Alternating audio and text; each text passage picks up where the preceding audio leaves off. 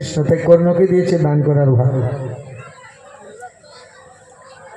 অর্জুনকে দিলেন গুরুজনদের সেবা শুশ্রূষার ভার। মুনি ঋষিরা এসেছে, তাদের সেবা অর্জুন।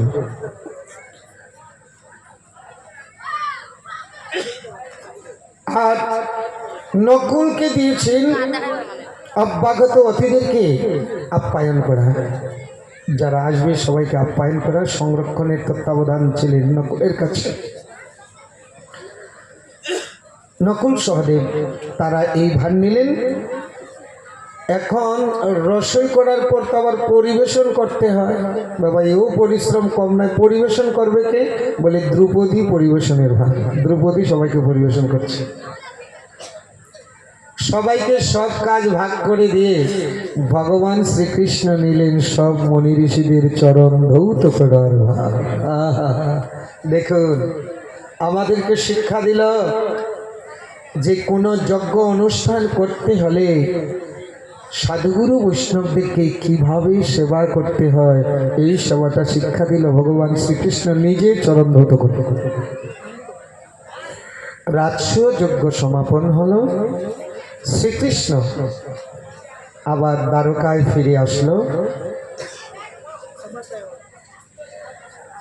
এরপরে সুখদেব গোস্বামী বর্ণনা করলেন, শ্রীকৃষ্ণ দ্বারকায় আছেন। সুখদেব গোস্বামী এখন বর্ণনা করলেন, হে রাজন, শুকবাচ কৃষ্ণ শাসিত সখা কৌষ্ঠিক ব্রাহ্মণ ব্রহ্মবিত্তমঃ বিরক্ত ইন্দ্রিয়ার্থেষু প্রশান্তাত্মা জিতেন্দ্রিয়ঃ যদৃক্ষয়োপপন্নেন বর্তমানে গৃহাশ্রমী তস্য ভৈর্য কুচৈলস্য সুক্ষমাত চ তথাবিধা। শ্রীকৃষ্ণের একজন বাল্যকালের মিত্র ছিল, সখা ছিল, নাম বলে নাই, শুধু বিশেষণ দিয়েছে। ব্রাহ্মণ, ব্রহ্মবেত্তা, বিরক্ত, ইন্দ্রিয়ার্থেষু প্রশান্তাত্মা, জিতেন্দ্রিয়। তো গুরুগৃহে যে থেকেছিল সেই সূত্র ধরে তার নাম সুদামা বিপ্র, সুদামা ব্রহ্ম। আমরা সবাই জানি সুদামা কি করে খেত? ভিক্ষা করে। কিন্তু ভাগবত বলছে সুদামা ভিক্ষা করে খেত না। কি করে জীবিকা নির্বাহ করত? যদৃচ্ছ উপপন্নেন, ভগবত ইচ্ছায় যা আসত তাতেই চলত। যেদিন না আসত উপবাস থাকত। এখনো বৃন্দাবনে এমন এমন মহাত্মা আছে, তারা কোথাও যায় না, বসে ভজন করে, কিন্তু প্রসাদ তাদের ঘরে চলে আসে। কোথার থেকে আসে তারাও জানে না। ভজন যদি ঠিক মতো করা যায়, এখনো কোথাও যেতে হবে না, প্রসাদ ঘরে চলে আসবে। আপনার ভিক্ষা করতে হবে না। আপনি যদি ভজন ঠিক করে, ভজন যদি ঠিক মতো করা যায়, আপনি আরো 10 জনকে খাওয়াতে পারেন। কোথাও যেতে হবে না, কারো কাছে হাত পাততে হবে না।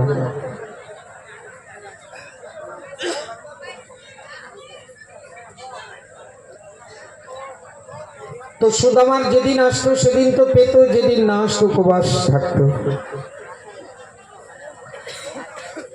উনি ইন্দ্রিয়ার্থেষু বিরক্ত, ইন্দ্রিয় যা চায় তা করে না, ইন্দ্রিয় ওনার বশীভূত। প্রশান্তাত্মা, কোনো চাওয়া পাওয়ার লালসা নাই।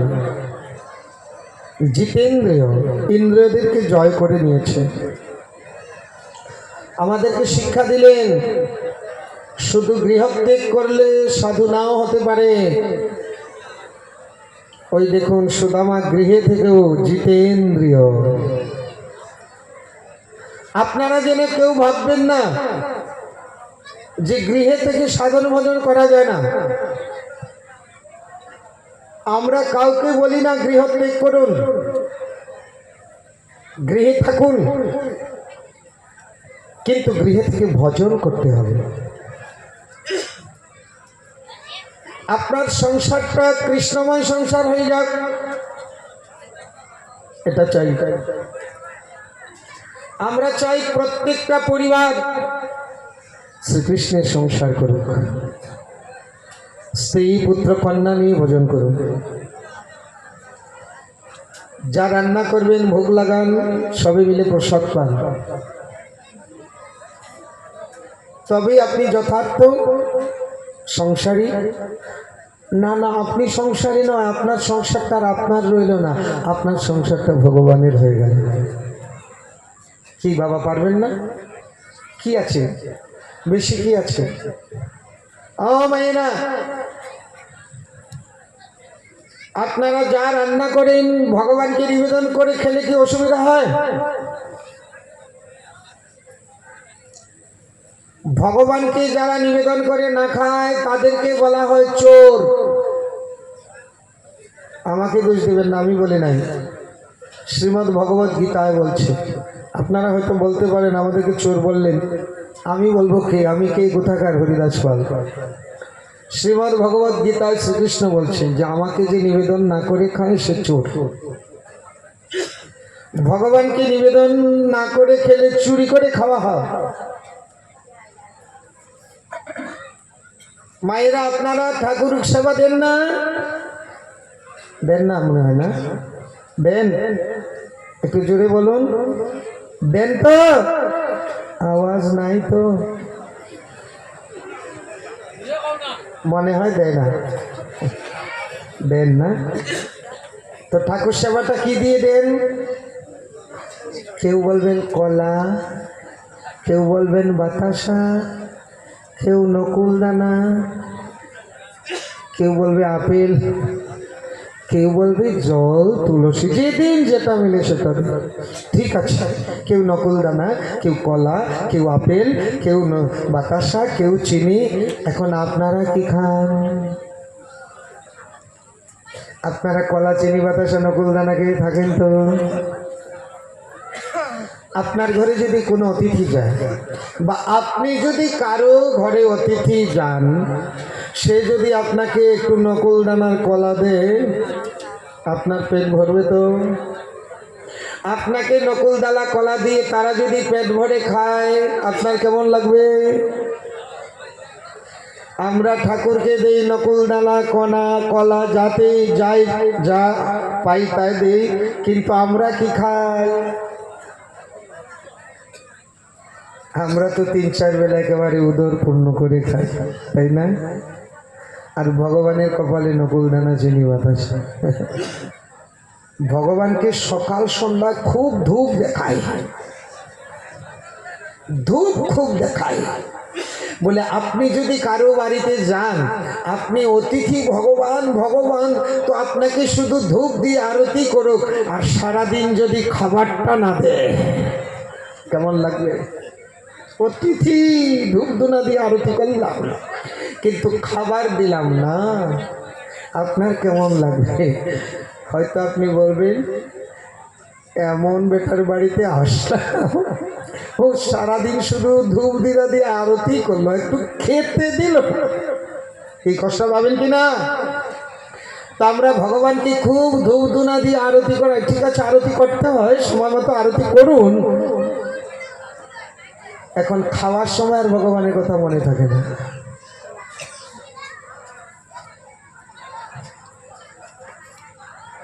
হয়তো আপনারা বলবেন যে আমরা যা খাই তা তো আর ভগবানের নিবেদন করা যায় না। বলছি যেগুলো ভগবানকে নিবেদন করা যায় না সেগুলো বাদ দিন, জীবন থেকে সেগুলো বাদ দিন। আর যেগুলো ভগবানকে নিবেদন করা যায় সেগুলো রান্না করুন, ভগবানের ভোগ লাগান, প্রসাদ পান, আপনার সংসার কৃষ্ণময় সংসার হয়ে গেল। আপনার সংসারটা কৃষ্ণময় সংসার হয়ে গেল। আপনি আর আপনার সংসার রইল না। তো কি কি ঠাকুর সেবায় লাগে না একটু শুনে নিন। ভগবানের সেবায় কি কি লাগে না? হরিভক্তি বিলাস থেকে বলছি। না ভক্ষং নৈবেদ্যার্থে ভক্ষস্ব পয়া মহিষী ক্ষীরং পঞ্চনখা মৎস্যাশ্চ। যেগুলো যেগুলো ভগবানের সবাই লাগে না, ছাগলের দুধ, মহিষের দুধ, পঞ্চনখযুক্ত জন্তু যাদের 5টি নখ আছে, কোন প্রকার মৎস্য, অস্বাদু দ্রব্য যেগুলা খেতে স্বাদ নেই, কেশ কীট সমন্বিত, মানে রান্না করা দ্রব্যে কেশ চুল আছে বা কীট আছে, কীট সমন্বিত কেশযুক্ত ভগবানকে নিবেদন করা নিষেধ। মুশিক মানে ইঁদুর, ইঁদুরে খেয়ে নিয়েছে, কিছুটা ফেলে সেটা ঠাকুরকে দিল, এটা দিতে নেই। লাঙ্গুল মানে বানর, বানরে কিছুটা খেয়ে নিয়েছে আর কিছুটা ঠাকুর সেবা দিলাম, এগুলো দিতে নেই। ইঁদুর এবং বানরের দ্বারা উচ্ছিষ্ট ঠাকুর সেবায় দিতে নেই। অবজ্ঞায় অনাদরে ঠাকুর সেবা দিতে হয়, দিয়ে আসলাম, দিতে নেই। রান্না করা হয়েছে তার উপর হাঁচি দেওয়া হয়েছে, কাশি দেওয়া হয়েছে, এমন বস্তু দিতে নাই। কপিত্থ, বৈষ্ণবীয় ভাষা কপিত্থ, যদি অর্থ না বলে দিই কেউ বুঝবেন না। কি কপিত্থ মানে কদবেল, কদবেল এত অঞ্চলে খুব কম পাওয়া যায় না, ওইটার ভিতরটা টকটক লাগে, কদবেল ঠাকুরের ভোগে লাগে না। জামি মানে এত অঞ্চলে যাকে বলা হয় জাম্বুড়া বা মাতুয়া, ঠাকুর সবাই দিতে নেই। ডুমুর, ডুমুর গাছ আছে না, ডুমুর ধরে ছোট ছোট, ঠাকুর সবাই লাগে না। পাকের পরে রান্না করার পরে কীট সহ, কেট সহ বা নখ সহ ঠাকুর সেবায় লাগে না। যে দ্রব্যের অগ্রভাগ অন্য কাউকে দেওয়া হয়েছে সেটা ঠাকুর সেবা লাগে না, বা অন্য কোনো দেবতাকে আগে দেওয়া হয়েছে তারপরে ভগবানকে দিবেন বলে এটা ঠাকুর সেবা লাগবে না। এগুলা তো জানতে হলে ভাগবতের আসরে আসতে হবে গো, এগুলা তো স্কুল কলেজ ইউনিভার্সিটিতে শিখাবে না, এই ভাগবত আসরে আসতে হবে। কি কি ঠাকুর সেবায় লাগে না,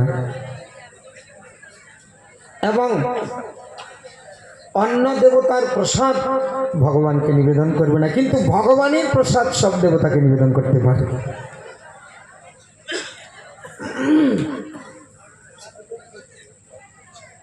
এই হচ্ছে অবক্ষ দ্রব্য, নৈবেদ্য অর্পণ করতে নাই, হরিভক্তি বিলাসে। আরো অনেক কিছু নিষেধ আছে, যেমন পলান্ডু, পলান্ডু মানে পেঁয়াজ রসুন, নির্যাস, নির্যাস মানে যে কোনো গাছের আঠা জাতীয়,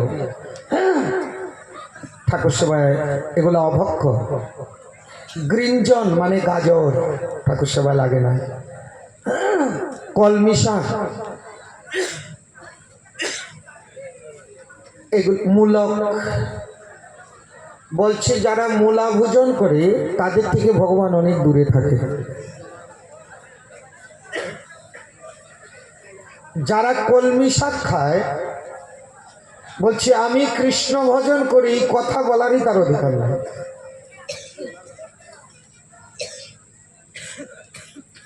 এইরকম অনেক। এরপরে মদ্য, মাংস ইত্যাদি নিষিদ্ধ। শেষ পর্যন্ত বিশেষ কথা বলছে মাঘে মূলা, যারা মূলা খানো বলছে মাঘে মূলা, কার্তিকে বেগুন, ভাদ্রে লাউ, আর শ্রীহরির শয়নে মানে 4 মাস কলমি শাক, এটা বিশেষ নিষিদ্ধ। এই গেল এটা। এরপরে আরো কিছু আছে। ব্রহ্মবিবর্ত পুরাণে ব্রহ্মখণ্ডে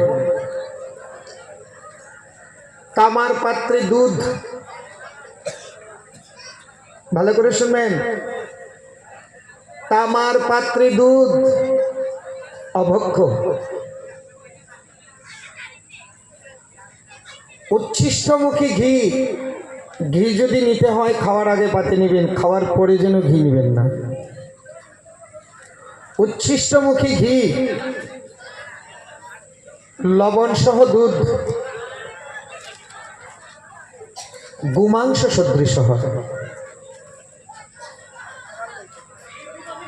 লবণ সহ দুধ কেউ খাবেন না। চিনি দিয়ে খাবেন, গুড় দিয়ে খাবেন, কলা দিয়ে খাবেন, মিষ্টি জাতীয় দিয়ে খাবেন, কিন্তু লবণ সহ দুধ খাওয়া গোমাংস তুল্য।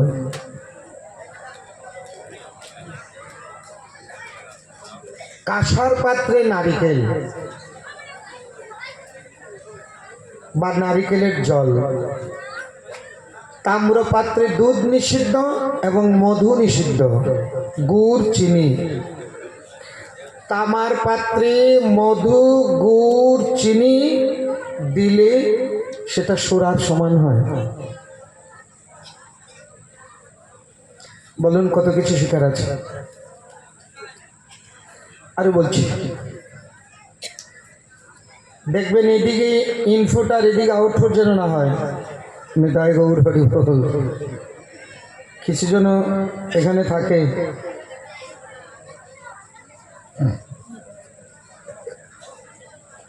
আমরা খেতে বসলে কোন হাতে জল খাই?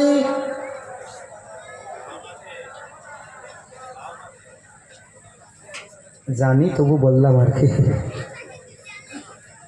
খেতে বসলে বাম হাতে জল খাওয়া হয়।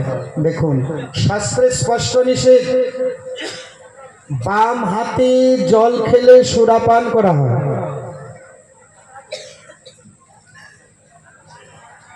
বাম হাতে জল খেতে নেই, শাস্ত্রে নিষিদ্ধ। বলছে উত্থায় বাম হস্তেন যত্রয়ং পিবতি দ্বিজং সুরাপি সচাপি বিজ্ঞং সর্বধর্মজ্ঞ সর্বধর্ম বহিষ্কৃত। বাম হাতে উঠিয়ে যদি জলপান করে, সে সুরাপান করে, সে সর্বধর্ম বহিষ্কৃত।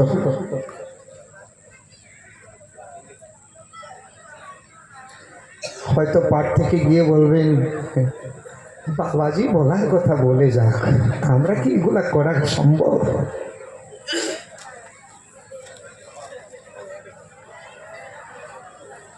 ভগবত প্রসাদ বিনা কোনো উচ্ছিষ্ট জলপান করে অবশেষ, আমরা অনেক সময় বোতলে জল খাই না, ঢকঢক করে, আবার কিছু রেখে দিই। বলছে যে জলটা নেবেন সেটা সম্পূর্ণ পান করবেন, আর জল পান করে যদি একটু রেখে দেন গোমাংসের সমান হয় এটা পরে খেলে। যতটা জল দরকার ততটা জল নেবেন।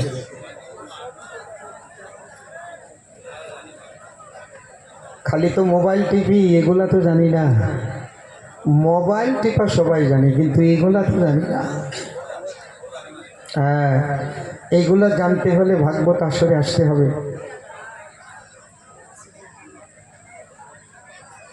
কার্তিকে বেগুন, মাঘে মূলা, শয়ন একাদশী হইতে উত্থান একাদশী পর্যন্ত কলমি শাক ভোজনেও গোমাংস ভক্ষণ করা হয়।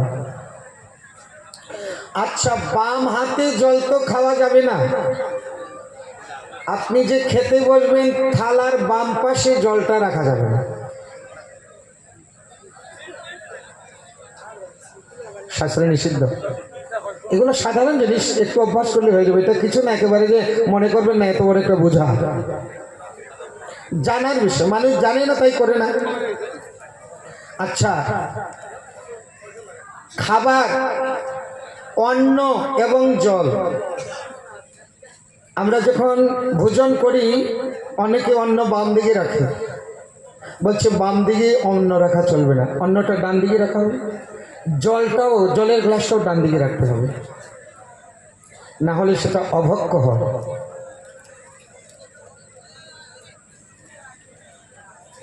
বর্তমানে আমরা যে ভোজন যেভাবে করছি, আমি শুনেছি আজকাল নাকি অনেকে বিছানায় বসে ভোজন করে।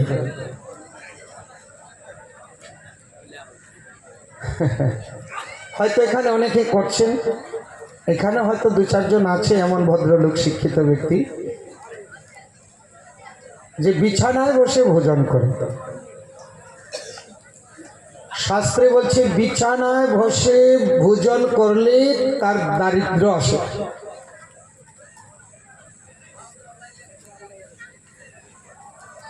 তার দারিদ্র অতি শীঘ্র দারিদ্র আসবে। এবং এক বস্ত্রে পরিধানে খেতে নেই। ভালো করে শুনবেন, এই যে এক বস্ত্র পরে খেতে নেই, মাথায় পাগড়ি বেঁধে খেতে নেই।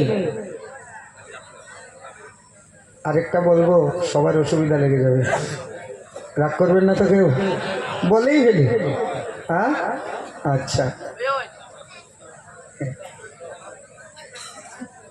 আজকাল বড় বড় ভদ্রলোকের অনুষ্ঠানে যে খাওয়ার সিস্টেম কি জানি বলে, ইংরেজি নাম আমি জানিও না, কি সিস্টেম নাকি বলে, ভুপে, ওই রকম থালা নিয়ে নিয়ে দৌড়ায় আর খায়। হাঁটতে হাঁটতে কারা খায়? হাঁটতে হাঁটতে কারা খায়?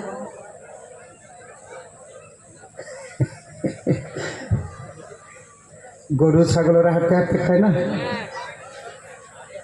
তো আমরা কি মানুষ না অন্য কিছু?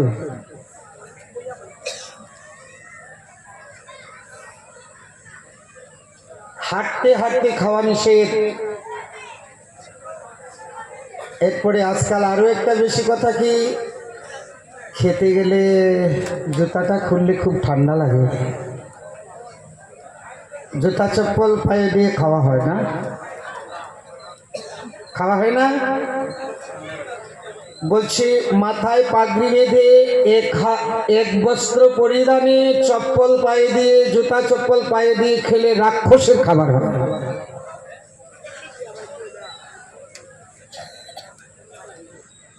যদি পারেন মাটিতে বসে, আসন করে বসে ভোজন করবেন, আয়ুর্বেদ শাস্ত্র বলছে। উঁচুতে বসে থেকে খাবারের বিধান আমাদের শাস্ত্রে নেই। এটা বর্তমানের ভদ্রলোকদের অভিমত, কিন্তু শাস্ত্রের অভিমত নয়। কত বলবো, যত বলবো খালি মাথা ঘুরবে। আরো যে কত নিয়ম। আরেকটা বিশেষ কথা না বললেন নাই, ভিতরে শুধু ঘুরঘুর করছে। হয়তো অনেকে খারাপ পাবেন, কিন্তু তবু ভিতরে ঘুরঘুর করছে, না বলে পারছি না। শতকরা ৯৯ জন, কি বলবো, কি ভাষায় বলবো, আমরা যে মলমূত্র ত্যাগ করি, দাঁড়িয়ে দাঁড়িয়ে মলমূত্র ত্যাগ করে কারা? গরু, ঘোড়া, গাধা।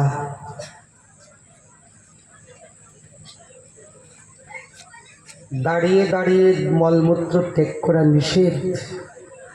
এমনকি বলছে দাঁড়িয়ে যদি মূত্রত্যাগ করা হয় তাদের পিতৃপুরুষের মুখে গিয়ে পড়ে।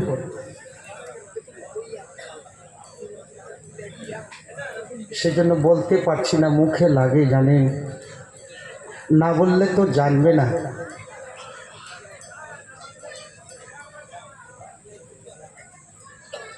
এগুলো কে শিক্ষা দিবে? বলবে কি? বলবে কে?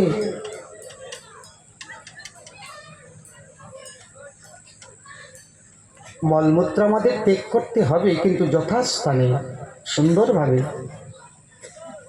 হাত পা ধৌত করে। আরেকটা যদি শুনেন তো আরো মাথা ঘোরাবে। মলমূত্র ত্যাগের পর 7 বার 10 বার করে হাতে মাটি লাগাতে হবে, তবে গিয়ে হাত শুদ্ধ হয়। মাটি না লাগালে হাত শুদ্ধ হয় না। আপনি যতই সাবান লাগান আর হ্যান্ড ওয়াশ লাগান, মাটি না লাগালে হাত শুদ্ধ হয় না। হয়তো এখন এর কথাগুলো অনেকের অসুবিধা হচ্ছে। কি অসুবিধা হচ্ছে? অসুবিধা হলেও জেনে তো রাখলেন, জানা তো থাকলো।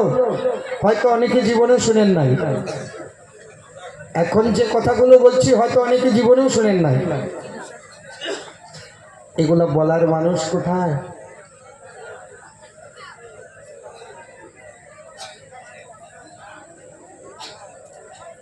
আরো কত বলবো,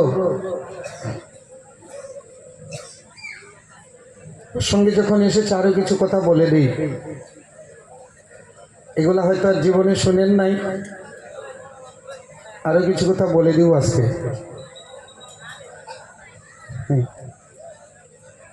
খুব সুন্দর সুন্দর প্রসঙ্গ আসছে,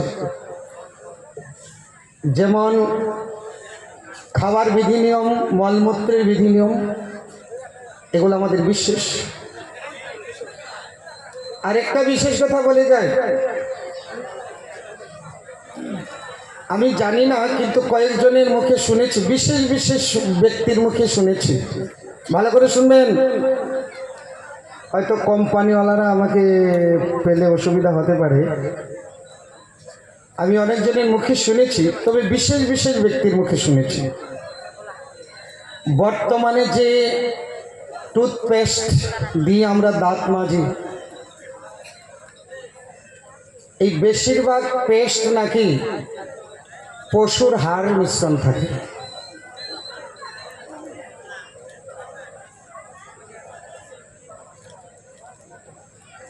তাই আপনাদেরকে সচেতন করে দিলাম, যারা শুদ্ধাহারী তারা যেন এইসব পেস্ট, বিশেষ করে যেসব পেস্টগুলো সাদা রঙের থাকে, এগুলো না, এগুলোতে নাকি এই পশুর হাড়ের গুঁড়ো সেগুলো মিশ্রণ থাকে।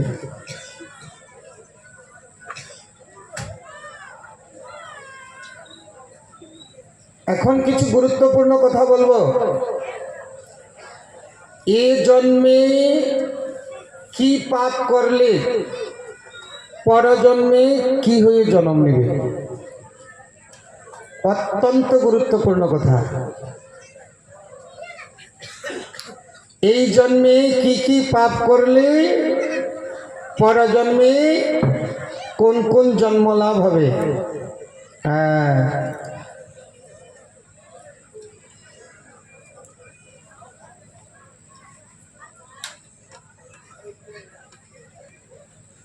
খুব গুরুত্বপূর্ণ কথা, মন দিয়ে শুনবেন। কি কি চিহ্ন পাওয়া যায় যে পূর্ব জন্মে পাপ করলে পর জন্মে তার কি কি চিহ্ন পাওয়া যায়।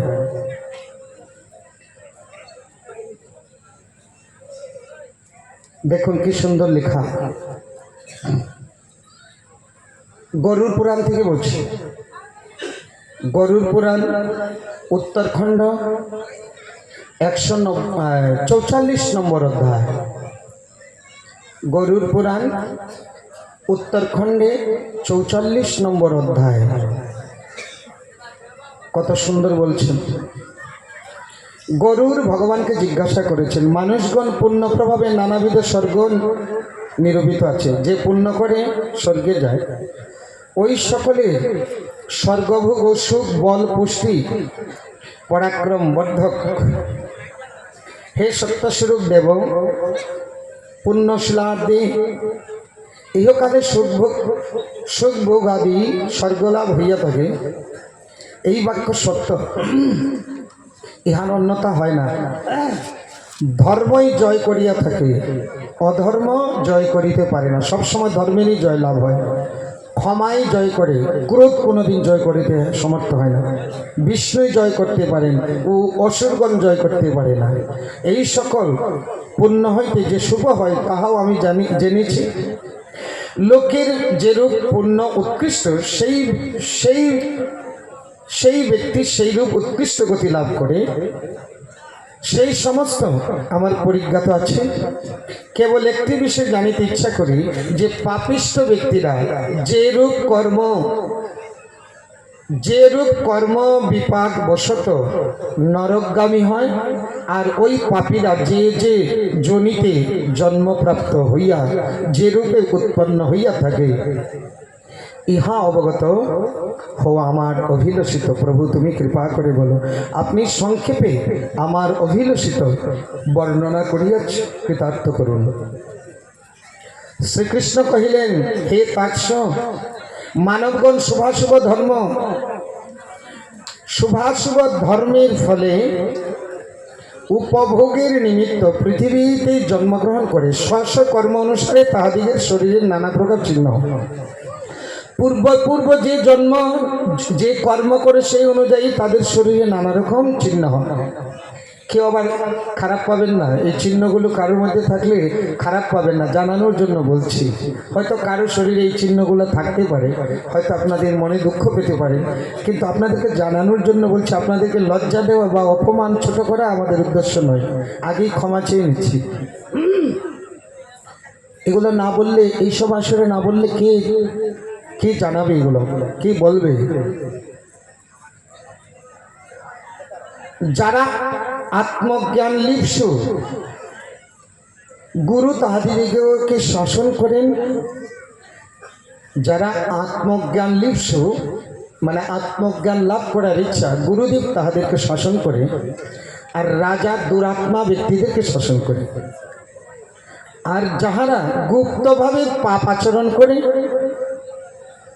যারা মানুষকে না দেখে গুপ্তভাবে পাপ করে, কেউ দেখে না অথচ পাপ করছে, তাদের শাসন করে সূর্যতনয় ভগবান যম, তাদেরকে শাস্তি। পাপী ব্যক্তিরা সকৃত পাপের প্রায়শ্চিত্ত আচরণ করিয়া জমালয়ে গমন করেন। জমালয়ে গমন করিলে প্রথম বহুদিন জমালয় মানে নরক ভোগ করে, অনন্তর যম যন্ত্রণা প্রাপ্ত হয়ে মানে নরক থেকে মুক্ত হয়ে নানা জীবরূপে জন্মগ্রহণ করে। মনুষ্যজনিতে জন্ম পরিগ্রহণ করিলে পূর্বকৃত পাপের চিহ্নগুলো প্রকাশ পায়। কি? হে খগেশ্বর, গরুরকে বলছেন, খগেশ্বর, সেই সকল চিহ্ন তোমার নিকট বর্ণনা করছি। যারা মিথ্যা বাক্য বলে, প্রথমে একেবারে আসলটা ধরে দিয়েছে। আমরা কারণে মিথ্যা কথা বলি, কারণে মিথ্যা কথা বলি। দেখুন, যারা মিথ্যা বাক্য বলে, পরজন্মে তাহারা অব্যক্ত বাক অথবা মুখ হইয়া জন্মগ্রহণ করে। বুকের মধ্যে লাগবে কথাগুলো। যারা মিথ্যা কথা বলে, পরজন্মে তারা ভালো করে কথা বলতে পারে না বা বোবা হয়ে জন্ম নেয়। আগে নরক ভোগ করে। কি ভাইরা, বুকে খুব লাগলো না? লাগানো চাই। মোবাইলে রেকর্ডিং না, হৃদয়ের মধ্যে রেকর্ডিং করে রাখো সবাই। কথাগুলো হৃদয়ের মধ্যে এখানে রেকর্ডিং করে রাখুন। সব সময় মিলে না এই কথাগুলো বলার। যারা মিথ্যা কথা বলে তারা পরজন্মে বোবা বা ভালো করে কথা বলতে পারবে না, এইরকম হয়ে জন্মগ্রহণ করে। ব্রহ্ম হত্যাকারী বীজের, যারা ব্রহ্ম হত্যাকারী, ব্রাহ্মণকে যারা হত্যা করে, তারা পরজন্মে ক্ষয় রোগ বা কুষ্ঠরোগী হয়ে জন্ম নেয়। কিরকম হৃদয় বিদীর্ণ কথাগুলো।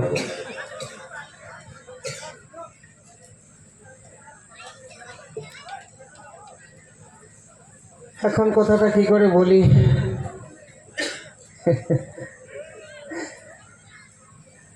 খারাপ পাবেন না, আপনাদেরকে জানানোর জন্য বলছি। যে ব্যক্তি মদ্যপায়ী, সুরাপী, পরজন্মে তারা সাবদন্ত হয়ে জন্মগ্রহণ করে। কালো কালো দাগ, বর্ণ বিশিষ্ট,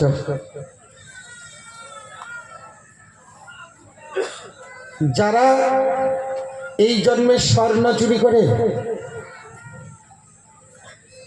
এই চুরির ফলে তারা নরক ভোগ করার পরে আবার মানুষ কোলে যখন জন্ম হয় তাদের নখের রোগ হয়, খুনকি রোগ, নখগুলো পচা নষ্ট। ও পূর্বজন্মে স্বর্ণ চুরি করলে। সেজন্য আমি বলছি, কারো হয়তো চিহ্ন থাকতে পারে, সেজন্য খারাপ পাবেন না, আপনাদেরকে জানানোর জন্য বলছি।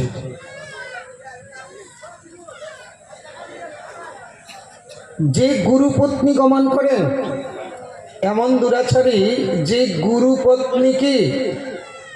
গুরু পত্নীতে যে আসক্ত হয়, গুরু মাথাতে দুশ্চর্মা হয়ে জন্মগ্রহণ করে।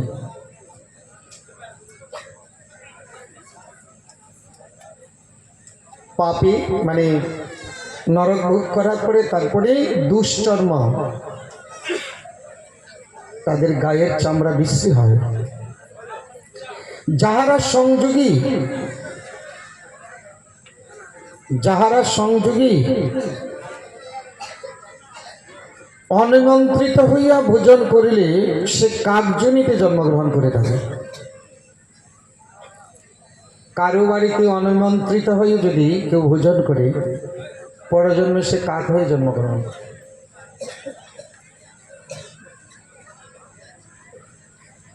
বুকে হাত দিয়ে বলুন যে এইসব কথা কোনোদিন শুনেছেন?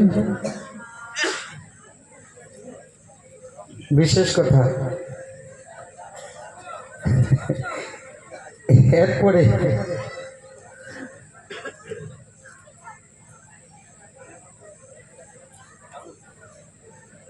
আরো দু একটা বলেই দিই বিশেষ কথা, আপনারা খারাপ পাবেন না, বারবার বলছি।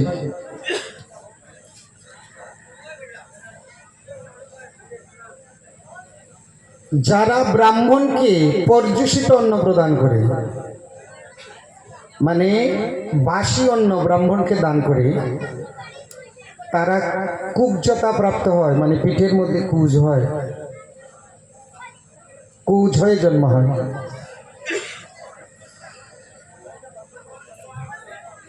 যারা অধিক মাৎসর্যশালী, মানে মাৎসর্য বলছে পরের ভালো দেখে যারা জ্বলে, অন্যের ভালো দেখে যারা জ্বলে, সেই মাৎসর্য ব্যক্তি কিংবা অন্যের পুস্তক হরণ করিলে, অন্যের বই যদি কেউ চুরি করে, সেই ব্যক্তি পরজন্মের জন্মান্ধ হয়ে জন্মগ্রহণ করে।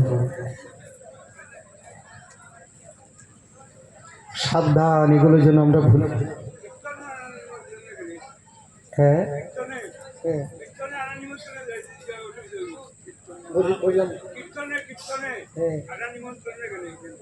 না, ওইটার কথা বলছে না, কারো বাড়িতে বিনা নিমন্ত্রণ। কীর্তনে তো নিমন্ত্রণ ছাড়া, এই ভাগবত আসরে নিমন্ত্রণ ছাড়া আসলে আরো পূর্ণ বিষয় বলছে কারো বাড়িতে।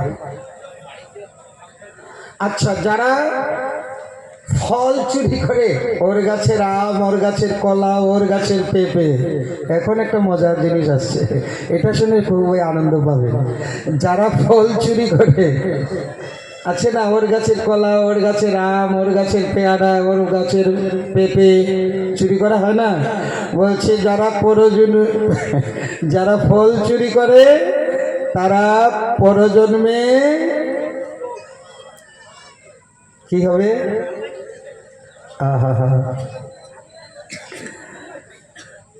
যদি ফল হরণ করে, সে প্রথমত অকাল মৃত্যু বরণ করে। যারা ফল চুরি করে তারা অকাল মৃত্যু বরণ করে, আর পরজন্মে ফল তো খাবে নে, এমন জন্ম দিব সারা জীবন শুধু ফলই খাবে, মানে বানর জন্মগ্রহণ করে সারা জীবনে ফল খায়। যারা ফল চুরি করবে অকালে মৃত্যু হবে, পরজন্মে বানর হয়ে জন্মগ্রহণ করবে।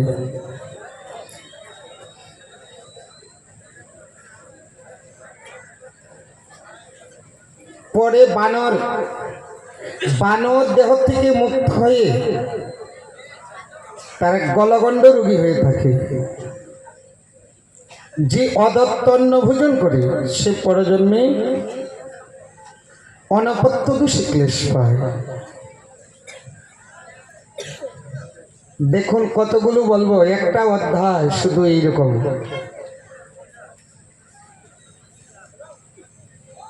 যে ব্যক্তি সুবর্ণ হরণ করে সে পরজন্মে গোধা হয়ে জন্মগ্রহণ করে। পা মোটা গোধা।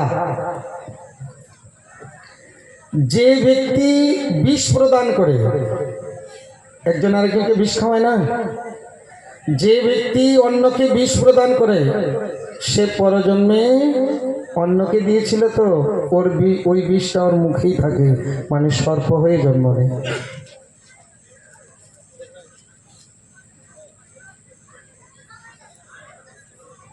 হে পক্ষীরাজ গরুর,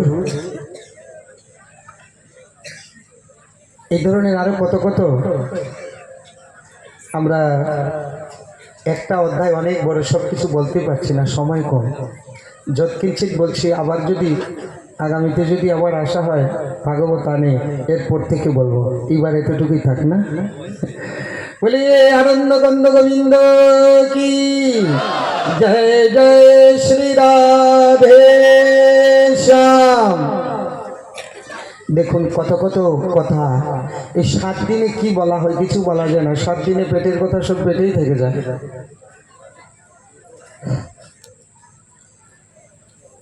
আমরা ছিলাম সুদামার কথাতে, যে মানে সুদামা যে যা পেত তাই গ্রহণ করত, ভিক্ষা করত না। যদৃচ্ছ উপপন্নেন বর্তমান গৃহাশ্রমে। আমরা এখান থেকেই আমরা ওই লাইনে চলে গিয়েছিলাম, আবার আমরা ঘরে ফিরে এসেছি, আবার আমরা সুদামার চরিত্র আস্বাদন করব। সময় আমাদের কম, অনেক কিছু বলতে হবে আরো, কিন্তু সময়ের ঘড়ির কাঁটাটা মনে হয়